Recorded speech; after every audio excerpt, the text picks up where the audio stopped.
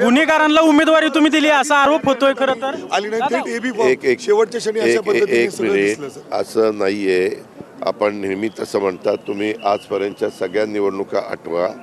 आमची RPI Republican party of India Sachin Kharat यांच्याबरोबर युती झालेली आहे आणि काही जागा आम्ही त्यांना सोडलेल्या आहेत. मी त्याच्या संदर्भात वेगळी पत्रकार परिषद घेऊन आपण मीडियानी कालपासून काय चालवलं हे मी पण पाहिलेलं आहे. आपल्याला सगळ्यांना माझी कामाची पद्धत त्या ठिकाणी माहिती आहे.